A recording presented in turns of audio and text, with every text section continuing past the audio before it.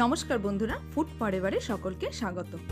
আজ আমি চলে এসেছি চিকেনের মেটের একটি রেসিপি নিয়ে, মেটে কষা বা মেটে চচ্চড়ি।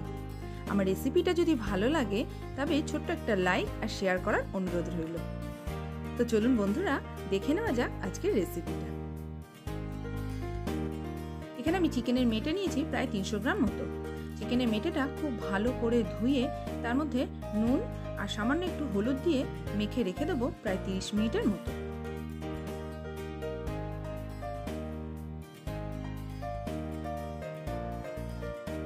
অন্যদিকে আলু কেটে নিয়েছি ছোট ছোট টুকরো করে।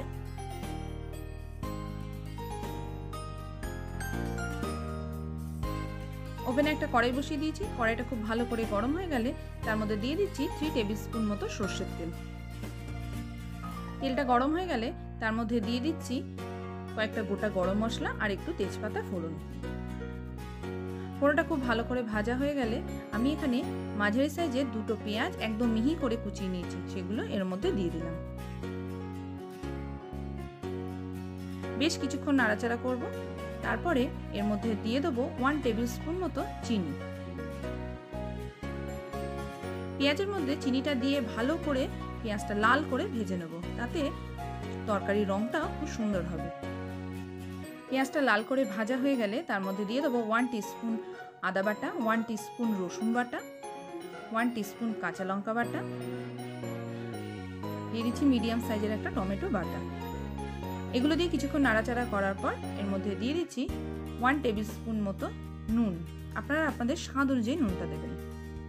দিয়ে দিলাম 1 টিস্পুন হলুদ গুঁড়ো, 1 টিস্পুন জিরে গুঁড়ো, 1 teaspoon Kashmiri red chilli powder.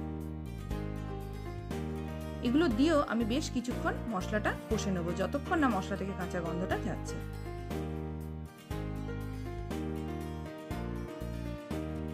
এখানে আমার মশলাটা খুব ভালো করে কষানো হয়ে গেছে। তারপরে আমি এর মধ্যে দিয়ে দিচ্ছি টমেটো কেচাপ। যে আলুগুলো আমি টুকরো করে কেটে রেখেছিলাম সেই আলুগুলো এর মধ্যে দিয়ে দিলাম। আর দিয়ে দিচ্ছি যে মেটে আমি নুন হলুদ মাখিয়ে রেখেছিলাম সেই মেটেগুলো।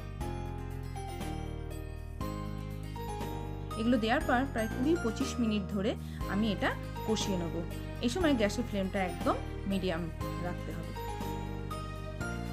আমার প্রায় 20-25 মিনিট এটা কষানো হয়ে গেছে, মশলা থেকে তেল ছেড়ে দিয়েছে।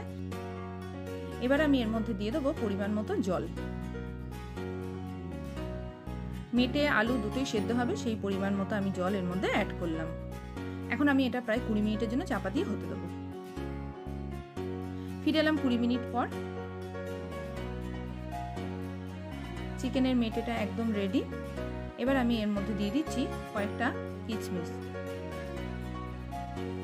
আর দিয়ে দিচ্ছি গুঁড়ো গরম মশলা। গ্যাসের ফ্লেমটা অফ করে ওপর থেকে ধনেপাতা ছড়িয়ে দিলেই গরম গরম চিকেনের মেটে চচ্চড়ি একদম রেডি। এটা আমি গরম গরম ভাত, রুটি, পরোটা যে কোনো কিছুর সাথেই সার্ভ করতে পারবো। তো বন্ধুরা, আমার রেসিপিটা কেমন লাগলো অবশ্যই আমাকে কমেন্টস করে জানাবেন। আর যদি ভালো লেগে থাকে লাইক করা, শেয়ার করার অনুরোধ রইল। আর আমার চ্যানেলটি সাবস্ক্রাইব করতে একদম ভুলবেন না। ভালো থাকবেন, সুস্থ থাকবেন। ধন্যবাদ।